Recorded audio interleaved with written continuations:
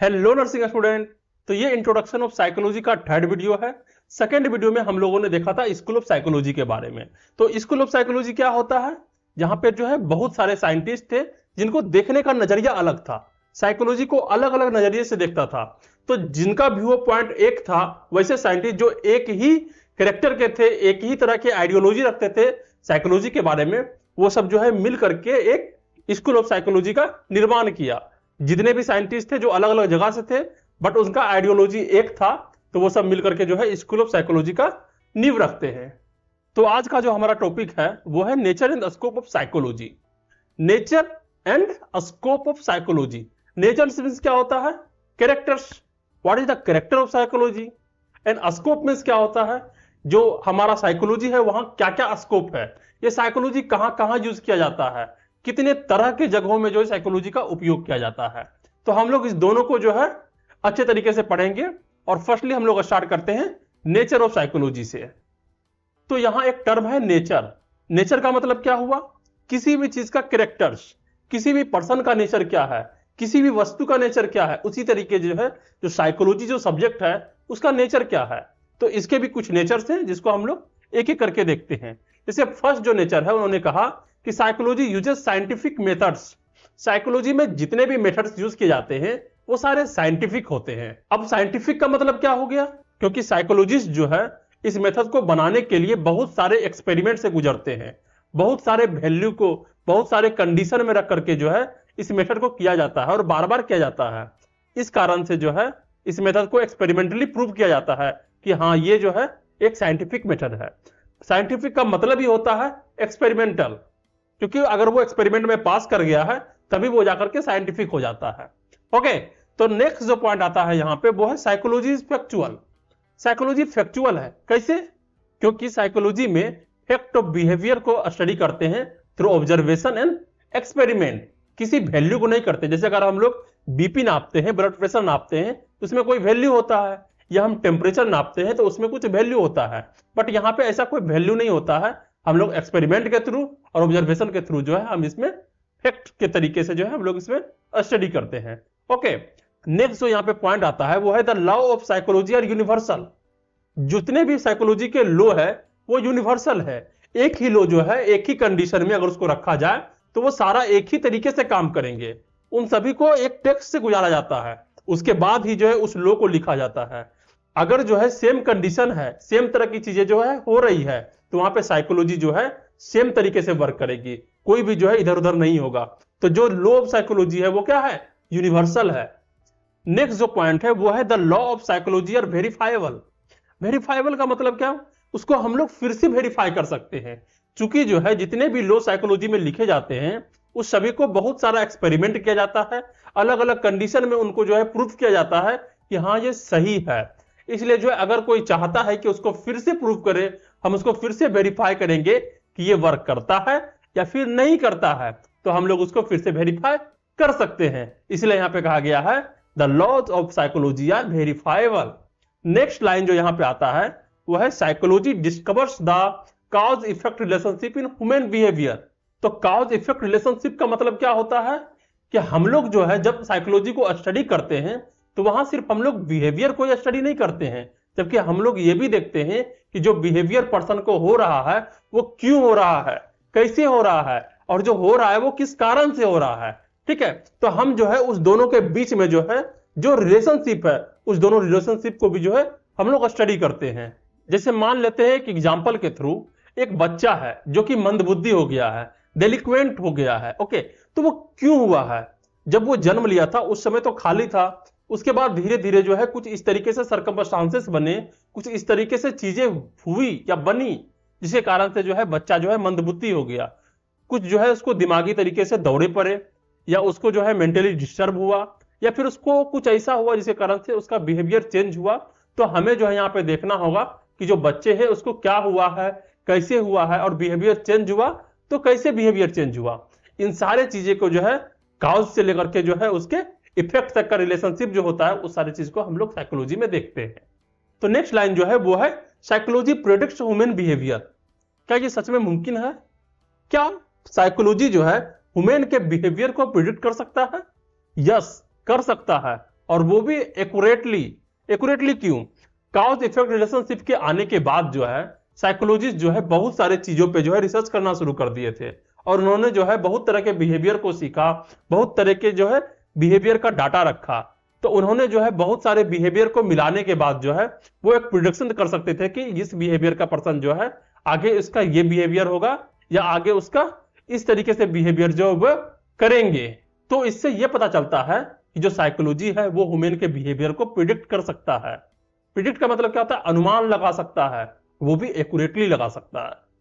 तो ये सारा चीज जो है, इस सारे चीज से ये पता चलता है कि जो साइकोलॉजी है वो साइंटिफिक मेथड पे काम करता है। साइंटिफिक मेथड का मतलब हो गया कि एक्सपेरिमेंटल मेथड पर भी काम करता है। तो ये था हमारा nature of psychology. Nature of psychology means character of psychology. जो साइकोलॉजी है वो किस तरीके का होता है, उसका कैरेक्टर क्या होता है, उसका नेचर क्या होता है। तो यही जो है 6 लाइन थे, और भी कुछ लाइंस होते हैं, बट इतना जो है सफिशियंट है नर्सिंग स्टूडेंट के लिए। ओके, तो नेक्स्ट जो टॉपिक है वो है स्कोप ऑफ साइकोलॉजी।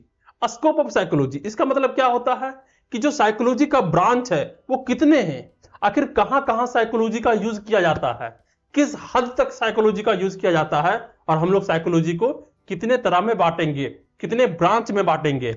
ओके, तो ये मेनली जो है 2 तरह की कैटेगरीज में कैटेगराइज किया हुआ है, 2 ब्रॉड कैटेगरीज में। ब्रॉड कैटेगरीज का मतलब क्या होता है? ये 2 जो है बड़े बड़े कैटेगरीज में बांटा हुआ है, फिर इस 2 बड़े कैटेगरी को जो है अलग अलग पार्ट में बांट दिया गया है। ओके, तो ये 2 कैटेगरीज कौन कौन है? फर्स्ट जो होता है वो है प्योर साइकोलॉजी, और सेकेंड जो है अप्लाइड साइकोलॉजी। नाम से ही पता चलता है, प्योर मतलब कुछ प्योरिटी है इसमें, अप्लाइड में से हम उसको कहीं पे अप्लाई करेंगे। तो चलिए हम लोग देखते हैं कि प्योर साइकोलॉजी क्या होता है और अप्लाइड साइकोलॉजी क्या होता है। अगर हम लोग प्योर साइकोलॉजी का बात करें, it is also known as theoretical psychology और एकेडमिक साइकोलॉजी। इसको जो है हम लोग थ्योरेटिकल साइकोलॉजी भी बोलते हैं और एकेडमिक साइकोलॉजी भी बोलते हैं, क्योंकि ये जो है सिर्फ थ्योरेटिकल बेस पे ही काम करता है और एकेडमिक बेस पे ही काम करता है। मतलब हम लोग इसमें सिर्फ फैक्ट को जानते हैं और फैक्ट के तरीके से हम लोग इसका एक्सपेरिमेंट करते हैं या काम करते हैं। तो it is the branch of psychology that focuses on developing a fundamental understanding. इसका जो मेन फोकस होता है वो डेवलप करने पे होता है। क्या डेवलप करने में? फंडामेंटल अंडरस्टैंडिंग को डेवलप करने में। किसके related? Human behaviour and mental process. Human behaviour और मेंटल प्रोसेस का जो है फंडामेंटल अंडरस्टैंडिंग को डेवलप करने में इसका यूज होता है।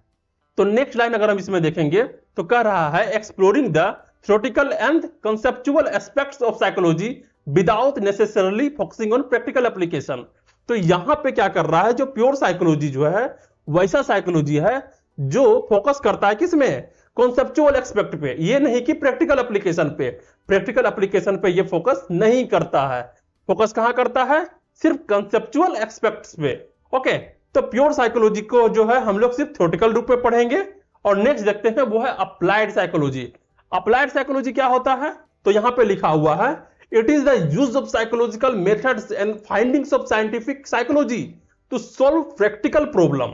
ये प्रैक्टिकल प्रॉब्लम को सॉल्व करता है of human and animal behaviour and experience, चाहे वो ह्यूमन हो, चाहे वो एनिमल का बिहेवियर हो, या फिर उसके एक्सपीरियंस हो। तो ये क्या करेगा? सॉल्व करेगा प्रैक्टिकल प्रॉब्लम। तो इसका मेन जो क्राइटेरिया होता है वो प्रैक्टिकल प्रॉब्लम को ही सॉल्व करने का होता है। It focuses on using empirically supported techniques. जो इंपेरिकली सपोर्टेड टेक्निक्स होता है जिसमें नंबर्स होते हैं, वो सारे नंबर से ये सपोर्टेड होता है। And intervention to improve the well being and functioning of individual groups and organisation. और किसी भी इंसान को, किसी भी इंडिविजुअल के, ग्रुप के और ऑर्गेनाइजेशन के फंक्शनिंग को जो है इंप्रूव करने में जो है इनका बहुत ज्यादा योगदान रहता है। तो हम लोग जो है यहाँ पे 2 तरह के साइकोलॉजी देखें।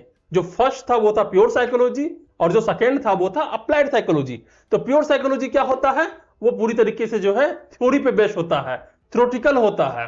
और जो अप्लाइड साइकोलॉजी होता है वो एक्टिविटी पे बेस होता है, वो प्रैक्टिकल पे बेस होता है। ओके, तो इस दोनों का भी बहुत सारे ब्रांच निकले हैं। उन सारे ब्रांचों को हम लोग देखेंगे और स्टडी करेंगे, क्योंकि ये भी जो है बहुत इंपॉर्टेंट क्वेश्चन है। 10 मार्क्स का क्वेश्चन जो ये पूछा जाता है। ओके, तो हम लोग देखते हैं ब्रांचेज ऑफ साइकोलॉजी। कितने तरह के ब्रांच होते हैं? तो सबसे पहले जो है 2 ब्रांच देखे थे हम लोग। 2 ब्रांच कौन थे? एक प्योर साइकोलॉजी और एक अप्लाइड साइकोलॉजी। अब प्योर साइकोलॉजी के कितने ब्रांच हैं? अगर प्योर साइकोलॉजी को देखें तो general psychology, abnormal psychology, social psychology, physiological psychology, parapsychology, geo psychology, developmental psychology, experimental psychology. तो इतने सारे साइकोलॉजी के ब्रांच हैं जो कि यहाँ पे दिए हुए हैं।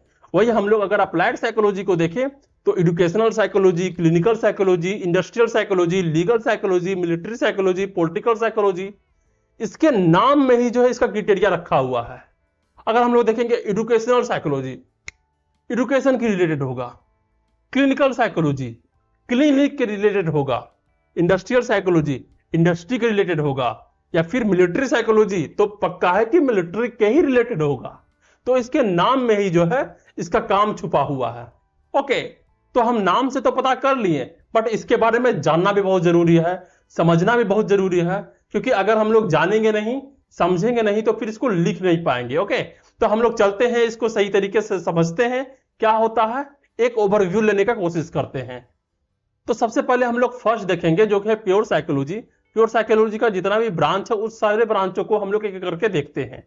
तो फर्स्ट जो आता है वो है जनरल साइकोलॉजी। जनरल साइकोलॉजी क्या होता है? It deals with basic problem. ये बेसिक प्रॉब्लम्स को डील करता है। बेसिक प्रॉब्लम्स क्या क्या होता है? Methods of human development. Human development जो है किस तरीके से हो रहा है, हमारा इमोशन जो है किस तरीके से काम करता है, किस तरीके से लोगों को मोटिवेशन किया जाता है, किस तरीके से लर्निंग को आसान बनाया जाता है, या मेमोरी को, सेंसेस को, थिंकिंग को, परसेप्शन को, प्रोसेसिंग को, इंटेलिजेंस को। ठीक है, तो किस तरीके से जो है ह्यूमन बिहेवियर को, उसके बेसिक प्रिंसिपल को, उसके प्रॉब्लम्स को, उसके इमोशंस को, उसके इंटेलिजेंस को किस तरीके से जो है बेहतर बनाया जाए, किस तरीके से उस पर कंट्रोल किया जाए, ये सारे हम लोग कहां पे देखेंगे? जनरल साइकोलॉजी में देखेंगे। सेकेंड जो इसका ब्रांच आता है वो है एबनॉर्मल साइकोलॉजी। एबनॉर्मल, कुछ तो एबनॉर्मल है, तो एबनॉर्मल का मतलब यहां पे समझ आ रहा है कुछ खराबी है। It is the branch of psychology that studies, diagnose and treat unusual pattern of behaviour. वैसे बिहेवियर जो कि नॉर्मल नहीं है, जो अनयूजुअल है। अनयूजुअल का मतलब जो नॉर्मल नहीं लग रहा, तो वैसे अनयूजुअल पैटर्न ऑफ बिहेवियर को, इमोशंस को, थॉट्स को जो सिग्निफाई करता है मेंटल डिसऑर्डर। भाई अनयूजुअल जो है पैटर्न कहां पे दिखाई देगा? जिसको मेंटल प्रॉब्लम होगा। हंस रहा है तो हंसते जा रहा है, हा हा हा हा कर रहा है, रो रहा है तो रोते जा रहा है, बिना किसी इमोशन के हंसना रोना शुरू कर दिया। ये सब क्या है? अनयूजुअल पैटर्न है, अनयूजुअल बिहेवियर है। तो इस चीज को जहां पे हम लोग स्टडीज करेंगे या उसका डायग्नोस करेंगे या फिर उसको ट्रीट करने की कोशिश करेंगे, जिस तरीके से वो जो है एबनॉर्मल साइकोलॉजी में आ जाएगा। अंडरस्टैंड? नेक्स्ट जो यहां पे ब्रांच आता है वो है सोशल साइकोलॉजी। सोशल साइकोलॉजी, नाम सुन के लग रहा है कुछ सोशल से सोसाइटी होता है, इस सभी को याद रखना है। तो सोशल साइकोलॉजी क्या होगा? It deals with the group behaviour and inter relationship of people with other.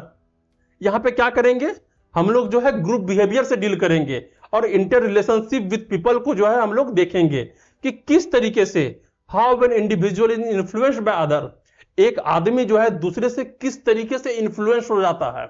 Influence मतलब उसके बातों के वश में आ जाता है। And how an individual influences other behaviour, किस तरीके से जो है एक आदमी किसी के बिहेवियर को इन्फ्लुएंस करता है, या किस तरीके से एक लीडर आता है और जो बोलता है और बाकी जनता जो है अचानक से जो है पूरी तरीके से वाह वाह वाह वाह करना शुरू कर देता है। तो ये भी एक तरह का सोशल साइकोलॉजी है। ये साइकोलॉजी किस तरीके से काम करता है, किस तरीके से लोगों को इन्फ्लुएंस करना है, ये सारे चीज किस में सीखते हैं? सोशल साइकोलॉजी में सीखते हैं। It studies group phenomena such as public opinion, crowd behaviour and beliefs. ये स्टडी करवाता है। क्या स्टडी करवाता है? ग्रुप फिनोमिना को। ग्रुप फिनोमिना मतलब पब्लिक ओपिनियन, पूरे पब्लिक का किस तरीके से ओपिनियन है, उसको किस तरीके से झेला जाए, किस तरीके से उसको कंट्रोल किया जाए। या फिर क्राउड बिहेवियर, किसी भी क्राउड, क्राउड मतलब भीड़, तो क्राउड का एक बिहेवियर होता है। क्राउड का कोई अपना, उसका जो इंडिविजुअल है उसका कोई भी सोच नहीं होता है। एक क्राउड जो है एक सोच रखता है। अगर जो है सब कह रहा है कि जाके किसी को मारना है तो उस क्राउड में जितने भी लोग रहेंगे सब मारने चले जाएंगे। समझ रहे हो? तो ये जो है क्राउड का बिहेवियर होता है या फिर उसका बिलीफ्स होता है। तो इन सारे चीज के साइकोलॉजी को हम लोग कहां देखेंगे? सोशल साइकोलॉजी में देखेंगे। तो नेक्स्ट जो ब्रांच आता है प्योर साइकोलॉजी का वो था फिजियोलॉजिकल साइकोलॉजी। फिजियोलॉजिकल साइकोलॉजी, अरे भाई ये तो नाम मैंने कभी सुना है, एनाटॉमी फिजियोलॉजी। तो फिजियोलॉजी का मतलब क्या हुआ? फंक्शन। फिजियोलॉजिकल साइकोलॉजी, तो it describe and explain the biological and physiological basic of behaviour.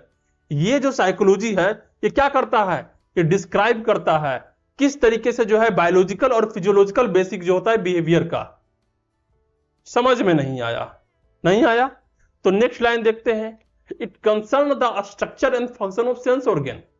ये पूरी तरीके से जो है structure and function of sense organ पे बेस रहता है, और किस पे, नर्वस सिस्टम पे, मसल्स पे, ग्लैंड्स पे, अंडरलाइंग ऑल बिहेवियर पे। तो यहां पे क्या हो रहा है कि हमारा जो बिहेवियर है वो किस तरीके से काम करता है, किस तरीके से हमारा सेंस काम करता है, किस तरीके से हमारा नर्वस सिस्टम काम करता है, कौन से हार्मोन जो है हमारे इमोशंस को इन्फ्लुएंस करते हैं, हमारे मसल्स को इन्फ्लुएंस करते हैं, और कौन से ग्लैंड से कौन सा हार्मोन सेक्रेट होने के बाद जो है हम हाइपर एक्टिव होते हैं, हम एक्टिव होते हैं, हम उदास हो जाते हैं, हम खुश हो जाते हैं, अचानक से हम लोग मोटिवेट हो जाते हैं, किसी को मारने के लिए दौड़ पड़ते हैं। तो ये सारा चीज जो है ये सब किसका काम हो रहा है, सेंस ऑर्गन का ही काम हो रहा है, नर्वस सिस्टम का ही काम हो रहा है, मसल्स का काम हो रहा है, ग्लैंड का काम हो रहा है। तो किस तरीके से बायोलॉजिकल और फिजियोलॉजिकल बेसिक ऑफ बिहेवियर जो होता है वो काम करता है, उसको हम लोग जो है डिस्क्राइब कहां करते हैं, फिजियोलॉजिकल साइकोलॉजी में करते हैं। तो नेक्स्ट जो ब्रांच ऑफ साइकोलॉजी आया प्योर साइकोलॉजी का, वो था पारा साइकोलॉजी। पारा साइकोलॉजी ये क्या होता है भाई, it deals with extra sensory perception. पहले समझो परसेप्शन क्या होता है। परसेप्शन होता है कि हम लोग किसी चीज को परसेप्ट करते हैं, हम लोग जो है किसी चीज को सोचे और कुछ और बना दिया, ठीक है, हम लोग कुछ और सोच के अपने आप बना दिए उसको। तो एक्स्ट्रा सेंसरी परसेप्शन, हमारे शरीर में 5 तरह के सेंसरी ऑर्गन होते हैं, लेकिन किसी इंसान को कुछ ऐसा दिखने लगे जो नॉर्मल इंसान को नहीं दिख रहा है, तो वो क्या हो जाएगा, एक्स्ट्रा सेंसरी परसेप्शन। भूत प्रेत का बात कर रहे हैं क्या, हाँ वो भी आएगा। कॉज ऑफ रिवर्थ, कोई ऐसा आदमी है जिसको अपना पिछले जन्म याद आ गया। भाई ये तो नॉर्मल नहीं है ना कि पिछला जन्म याद आ गया, तो उसका क्या साइकोलॉजी है। या टेलीपैथी, टेलीपैथी क्या होता है, यहां हम बैठे हैं, उधर तुम बैठे हो, हम तुमको बिना छुए बिना देखे जो है तुम्हारे मन के बात को जान जाएंगे, और हमें क्या बोलना है वो तुम्हारे मन तक पहुंचा देंगे, तो वो कहलाता है टेलीपैथी। मतलब विदाउट टच जो है हम लोग जो है किसी चीज को, किसी इंफॉर्मेशन को जो है एक जगह से दूसरी जगह तक हम लोग पहुंचा देंगे, उसको हम लोग बोलते हैं टेलीपैथी। और एलाइड प्रॉब्लम, एलाइड प्रॉब्लम क्या होता है, जो स्किल के रिलेटेड जितने भी प्रॉब्लम्स होते हैं उसको अलग अलग तरीके से ठीक करने का प्रयास करना। तो जो पारा साइकोलॉजी होता है उसमें हम लोग जो है एक्स्ट्रा सेंसरी परसेप्शन के बारे में सीखते हैं, भूत प्रेत के बारे के साइकोलॉजी के बारे में सीखते हैं। कोई आदमी जो है उसको जो है कुछ और चीज दिखाई दे रहा है, कुछ और चीज सुनाई दे रहा है, उसको कुछ ऐसा फील हो रहा है जो नॉर्मल इंसान को फील नहीं होता है, या उसको जो है रिबर्थ के बातें यादें आना शुरू हो चुके हैं, वो पिछले जन्म की बातें को याद कर लेता है, या फिर टेलीपैथी कर रहा है, अलाइड प्रॉब्लम्स कर रहा है, या बहुत तरह की चीजें जो है इसमें पारासाइकोलॉजी में आती है। नेक्स्ट अगर हम लोग ब्रांच ऑफ साइकोलॉजी का बात करें तो वो था जियो साइकोलॉजी। जियो साइकोलॉजी, जियो से एक वर्ड बन रहा है जियोग्राफी, ज्योग्राफी से आया है जियो, ठीक है। तो जियो साइकोलॉजी क्या है, it explain the relationship of physical environment particularly weather, climate and soil with behaviour. हमारा बिहेवियर जो है किस तरीके से फिजिकल एनवायरनमेंट के बेस पे चेंज होता है, समझ रहे हो, पार्टिकुलरली वेदर, क्लाइमेट और सॉइल। जब हमारा वेदर चेंज होता है या क्लाइमेट चेंज होता है या फिर सॉइल चेंज होता है तो उसके हिसाब से किस तरीके से हमारा बिहेवियर चेंज होता है, इस चीज का स्टडी हम लोग जियो साइकोलॉजी में करते हैं। नेक्स्ट जो यहां पे ब्रांच आ रहा है वो है डेवलपमेंटल साइकोलॉजी। डेवलपमेंटल, कुछ डेवलप हो रहा है, इसी चीज को याद रखना। याद करने का तरीका जो है उसके नाम में ही छुपा होता है। अगर तुम उसके नाम को समझ पा रहे हो तुम उसको याद कर लोगे। Okay, it is the scientific study of how and why human grow, changes and adapt across the course of their life. किस तरीके से जो है ह्यूमन ग्रो करता है, चेंज करता है और एडेप्ट करता है लाइफ के अलग अलग फेज से, लाइफ के अलग अलग कंडीशन से। तो ये सब चीजों को हम लोग कहां पे स्टडी करेंगे, हम लोग डेवलपमेंटल साइकोलॉजी में स्टडी करेंगे। It aims to explain how thinkings, feelings and behaviour change throughout life. इसका गोल है कि किस तरीके से जो है इंसान अपने पूरी लाइफ में जो है हमेशा उसका थिंकिंग चेंज होते रहता है, उसका जो है फीलिंग्स चेंज होते रहता है, उसका बिहेवियर चेंज होते रहता है। किस तरीके से चेंज होता है और कैसे चेंज होता है, इस चीज के बारे में जानना, उसको एक्सप्लेन करना, ये सब कहां होता है, डेवलपमेंटल साइकोलॉजी में होता है। समझ रहे हो। इसका एक और ब्रांच है, वो है एक्सपेरिमेंटल साइकोलॉजी। एक्सपेरिमेंटल साइकोलॉजी क्या होता है, it involves the systematic and control study of human and animal behaviour through observation and experimentation. इस ब्रांच में क्या होता है, साइंटिफिकली तरीके से जो है एक्सपेरिमेंट किया जाता है, किस पे, ह्यूमंस पे। ह्यूमंस पे स्टडी करने के बाद जो है, जो भी उसका काउजेस निकलता है, जो भी उसके रीजंस निकलते हैं उस बिहेवियर के, उसका फंडामेंटल रीजन को जानने का प्रयास किया जाता है। समझ रहे हो। तो एक्सपेरिमेंटल साइकोलॉजी जो है, इसमें जो है हम लोग पर्सन पे जो है साइकोलॉजिकली तरीके से जो है एक्सपेरिमेंट करते हैं और उसके फंडामेंटल बेसिक को जानने का प्रयास करते हैं कि जो उस पर्सन का बिहेवियर है वो क्यों हुआ और कैसे हुआ। तो यहां तक जो है हमने प्योर साइकोलॉजी के सारे ब्रांच को जाना। ओके, नेक्स्ट जो हम लोग का जो ब्रांच था, जो ब्रॉडर ब्रांच था, वो था अप्लाइड साइकोलॉजी। तो अप्लाइड साइकोलॉजी के जितने ब्रांच हैं उन सभी का एक ओवरव्यू ले लेना चाहिए ताकि हमें समझ में आ जाए। तो यहां पे जो फर्स्ट ब्रांच आता है वो है एजुकेशनल साइकोलॉजी। एजुकेशनल साइकोलॉजी का मतलब क्या होता है, कुछ एजुकेशन के रिलेटेड है। तो educational psychology is a branch of psychology that focuses on the scientific study of human learning. इसका जो ब्रांच है साइकोलॉजी का, वो मेन फोकस क्या करता है कि किस तरीके से साइंटिफिक तरीके से जो है ह्यूमन लर्निंग को बेहतर किया जाए, ह्यूमन को अच्छे तरीके से पढ़ाया जाए, किस तरीके से उसका लर्निंग को जो है इंप्रूव किया जाए। तो यहाँ पे किस तरीके से काम किया जाता है, तो यहाँ पे कुछ पॉइंट्स है, जैसे लर्निंग प्रोसेस, ह्यूमन के लर्निंग प्रोसेस को किस तरीके से जो है इंक्रीज किया जाए, किस तरीके से बेहतर बनाया जाए। या फिर इंडिविजुअल डिफरेंस, कोई पर्सन जो है बहुत ज्यादा तेज है, कोई पर्सन जो है कुछ मंद बुद्धि है, तो उस दोनों के बीच में जो है जो डिफरेंस आ रहा है वो क्यों आ रहा है, इस चीज को भी जानने का प्रयास करना। इंस्ट्रक्शनल डिजाइन, इस तरीके से जो है इंस्ट्रक्शन को डिजाइन किया जाए कि सभी के लोगों को समझ में आए। फिर क्लासरूम मैनेजमेंट, क्लासरूम को किस तरीके से मैनेजमेंट करना है, कोई बच्चा हल्ला कर रहा है, कोई बच्चा जो है शांत है, कोई बच्चा सो रहा है, तो उन सभी का जो है अटेंशन किस तरीके से ग्रस्त करें, किस तरीके से उसको पढ़ाएं कि वो इंटरेस्टिंग तरीके से और मजे से बैठ के पढ़े। अगर क्लास में कोई बच्चा सो रहा है तो सबसे ज्यादा उसका जिम्मेदार होता है टीचर, क्योंकि वो उस तरीके से पढ़ा ही नहीं रहा है कि बच्चा जो है आराम से इंटरेस्टिंग वे में उसको सुने। ओके, तो नेक्स्ट जो होता है असेसमेंट।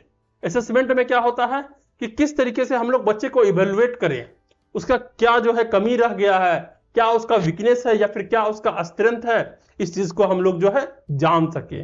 इस चीज जो है असेसमेंट में आती है। तो एजुकेशनल साइकोलॉजी क्या हो गया, ये वैसे ब्रांच ऑफ साइकोलॉजी है जो फोकस करता है साइंटिफिक स्टडी से जो है ह्यूमन लर्निंग को बेहतर बनाने की कोशिश करना। ओके, इसका उपयोग जो ज्यादातर के स्कूल में जो है या टीचिंग संस्थानों में यूज किया जाता है। नेक्स्ट जो इसका ब्रांच होता है वो है क्लिनिकल साइकोलॉजी। क्लिनिकल साइकोलॉजी समझ में आ रहा है कि ये कुछ ऐसा साइकोलॉजी है जो क्लिनिक्स पे यूज किया जाता है। तो it describes the causes of mental illness, abnormal behaviour of a patient and suggest treatment and effective adjustment of the affected person of the society। तो क्लिनिकल साइकोलॉजी क्या करता है, it describe the cause of mental illness. जो patient है, जो mentally जो है वो प्रॉब्लम में है, जो मेंटली इल है, जो दिमागी तौर पे जो है खराब है, उसको क्या करता है, उसके काउजेस को जानने का कोशिश करता है। या फिर एबनॉर्मल बिहेवियर ऑफ पेशेंट, जो पेशेंट है जो उसका बिहेवियर जो है वो एबनॉर्मल है, वो सही नहीं है, वो नॉर्मल नहीं है, उसके भी जो है काउज को जानने का कोशिश करता है कि आखिर जो एबनॉर्मल हुआ है वो क्यों हुआ, कैसे हुआ, किस तरीके से, साइकोलॉजिकल तरीके से। एंड सजेस्ट ट्रीटमेंट, और जो है उसका ट्रीटमेंट सजेस्ट करता है किस तरीके से इसका ट्रीटमेंट करना चाहिए। And effective adjustment of the affected person of the society, और किस तरीके से जो है इस पर्सन को जो है सोसाइटी में रखा जाए ताकि इसे और ज्यादा इफेक्ट नहीं पड़े।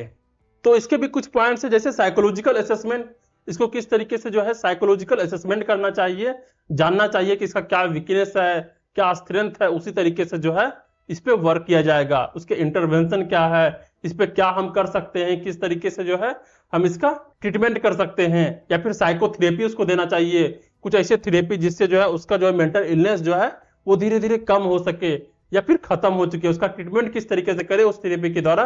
तो ये सारे चीज की जो बातें हम लोग करते हैं, जो एक्सपेरिमेंट हम लोग करते हैं, जो काम हम लोग करते हैं, वो हम लोग क्लिनिकल साइकोलॉजी में करते हैं। अंडरस्टैंड। तो नेक्स्ट जो ब्रांच है अप्लाइड साइकोलॉजी का, वो कौन सा है, वो है इंडस्ट्रियल साइकोलॉजी। इंडस्ट्रियल साइकोलॉजी, नाम सुन के ऐसा लग रहा है इंडस्ट्रियल, कुछ इंडस्ट्री के रिलेटेड होगा।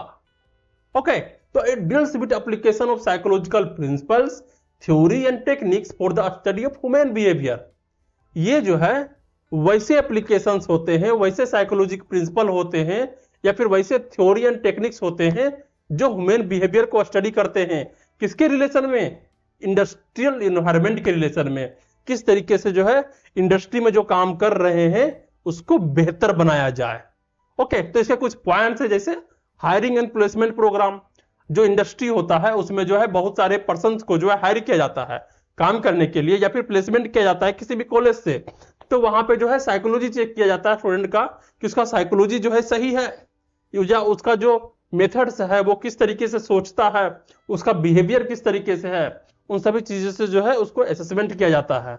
या फिर ट्रेनिंग एंड डेवलपमेंट, किसी जो है जो वहां पे काम कर रहा है, जो वहां पे कर्मचारी है, जो वहां पे जो है काम करने वाले लोग हैं, उन सभी को जो है ट्रेनिंग देना। तो साइकोलॉजिकल तरीके से उसको ट्रेनिंग किया जाता है। किस तरीके से जो है जो बहुत सारे मॉल्स होते हैं वहां पे जो लोगों को भर्ती किया जाता है, तो उसको जो है साइकोलॉजिकल तरीके से समझाया जाता है कि किस तरीके से जो है जो यहाँ पे ग्राहक आएंगे उससे किस तरीके से डील करना है, किस तरीके से उसको मोटिवेट करना है कि वो सामान ज्यादा से ज्यादा खरीदे, या फिर वो एग्री हो जाए उस सामान को खरीदने के लिए। ठीक है, तो और उसके डेवलपमेंट में जो ट्रेनर्स होते हैं वो जो है इंडस्ट्री के जितने भी कर्मचारी होते हैं उसके डेवलपमेंट के लिए बहुत सारे साइकोलॉजिस्ट का सेमिनार भी रखते हैं। नेक्स्ट पॉइंट है परफॉर्मेंस मैनेजमेंट। परफॉर्मेंस मैनेजमेंट का मतलब क्या होता है? जो परफॉर्मेंस हो रहा है, जो वहां पे कर्मचारी है, जो वहां पे लोग हैं जो काम कर रहे हैं, उनका परफॉर्मेंस को किस तरीके से हाई किया जाए। ओके, नेक्स्ट है एम्प्लॉयज मोटिवेशन। किस तरीके से जो है जो वहां पे एम्प्लॉयज काम कर रहे हैं उसको मोटिवेट करना है काम करने के लिए। ठीक है, तो ये मोटिवेशन का काम भी जो होता है इंडस्ट्री में वो सारे कौन करते हैं? साइकोलॉजिस्ट लोग करते हैं। तो ये वैसा ब्रांच ऑफ साइकोलॉजी है जो इंडस्ट्रियल लेवल पे काम होता है। ओके, तो ये हो गया इंडस्ट्रियल साइकोलॉजी। नेक्स्ट जो इसका ब्रांच है अप्लाइड साइकोलॉजी का वो है लीगल साइकोलॉजी। लीगल साइकोलॉजी कुछ कोर्ट के रिलेटेड होगा, कुछ वकील के रिलेटेड होगा। तो it tries to study the behaviour of persons like clients, criminals, witnesses etc. ठीक है, तो ये वैसे ब्रांच ऑफ साइकोलॉजी है जो कोशिश करता है स्टडी करने का, किसका? बिहेवियर ऑफ पर्संस, पर्संस के बिहेवियर को। जैसे कि क्लाइंट्स, जो क्लाइंट्स आया हुआ है उसके बिहेवियर को जानने की कोशिश करेंगे, जो क्रिमिनल्स आया हुआ है उसके भी बिहेवियर को स्टडी करने का प्रयास किया जाएगा, या फिर जो विटनेस है वहां पे उसके भी बिहेवियर को स्टडी करने का प्रयास किया जाता है इस पे, with the help of application of psychological principle and techniques. Psychological principle और टेक्निक्स के आधार पे जो है हम लोग साइकोलॉजिकली तरीके से जो है उसके बिहेवियर को जानने का कोशिश करते हैं। नेक्स्ट जो इसका ब्रांच आ जाता है वह है मिलिट्री साइकोलॉजी। मिलिट्रीज का मतलब होता है सेना। तो वैसे साइकोलॉजी जो मिलिट्री में यूज होता होगा, तो this is the branch of psychology. It concern with the use of psychological principle and techniques in military science. ये वैसे साइकोलॉजिकल प्रिंसिपल्स होते हैं और टेक्निक्स होते हैं जो मिलिट्री साइंस में यूज किए जाते हैं। जैसे कि कंसल्टेशन इन मिलिट्री कमांडर, जो मिलिट्री कमांडर के साथ जो कंसल्टेशन होता है उससे पूरी तरीके से जो है साइकोलॉजिकल तरीके से जो है कंसल्टेशन किया जाता है। नेक्स्ट है सपोर्टिंग मिलिट्री ट्रेनिंग। जो हमारे मिलिट्री के ट्रेनिंग होते हैं, जो उसको ट्रेनिंग दिया जाता है, वहां पर भी बहुत सारे साइकोलॉजिकल टेस्ट होते हैं, या फिर उसे साइकोलॉजिकली मजबूत बनाया जाता है, क्योंकि किसी भी विषम परिस्थिति में जो है उनका साइकोलॉजी टूटे नहीं, वो डर नहीं जाए, उनको कोई डरा नहीं सके, वो पूरी तरीके से अपने प्राण न्यौछावर करते हुए जो है वो देश की रक्षा करे। इस तरह के साइकोलॉजी को वहां पे ज्यादा जोर दिया जाता है। फिर है research relevant to military operation and personnels. जितने भी तरह के रिसर्च होते हैं जो मिलिट्री ऑपरेशन और पर्सनल के रिलेवेंट होते हैं, वहां पे जो है इस तरह के साइकोलॉजी का यूज किया जाता है। कौन सी साइकोलॉजी का? मिलिट्री साइकोलॉजी का। नेक्स्ट जो ब्रांच ऑफ साइकोलॉजी होता है वो है पॉलिटिकल साइकोलॉजी। पॉलिटिकल साइकोलॉजी क्या होता है? It deals with the fields that dedicated to understanding politics, politician and political behaviour from a psychological perspective. तो साइकोलॉजिकल पर्सपेक्टिव से जो है इसका काम होता है डील्स करना वैसे फील्ड को जो डेडिकेटेड होता है पॉलिटिक्स के रिलेटेड। अगर पॉलिटिक्स को समझने के लिए जिस साइकोलॉजी का यूज किया जाए वो जो है पॉलिटिकल साइकोलॉजी से आता है, या फिर पॉलिटिशियन को, या फिर पॉलिटिकल बिहेवियर को। तो पॉलिटिकल बिहेवियर को भी समझने के लिए जो है पॉलिटिकल साइकोलॉजी जैसे ब्रांच जो है बनाए गए हैं। तो यहां तक जो है हमने थर्ड लेक्चर कंप्लीट किया। थर्ड लेक्चर में जो है हमने देखा कि साइकोलॉजी का नेचर क्या होता है, उसके कितने सारे ब्रांच होते हैं, क्या स्कोप होते हैं। तो यहां तक हमने जो है इतने सारे टॉपिक्स को कंप्लीट किया। तो नेक्स्ट जो हमारा लेक्चर आएगा उसमें हम लोग जानेंगे मेथड्स ऑफ साइकोलॉजी। तो साइकोलॉजी में कितने तरह के मेथड्स होते हैं और किस तरीके से जो है उस मेथड्स का यूज किया जाता है, और उस मेथड्स का मेरिट क्या होता है, डिमेरिट्स क्या होता है। मेरिट्स मतलब होता है कि उसका जो है अच्छी चीज क्या है, और डिमेरिट्स मतलब क्या होता है कि उसके बुरे चीज क्या है। तो इन सारे चीजों को हम लोग नेक्स्ट लेक्चर में देखेंगे। तब तक आप जो है बने रहिए और वीडियो को लाइक करें, चैनल को सब्सक्राइब करें और शेयर करें अपने फ्रेंड्स के साथ। Okay, thank you.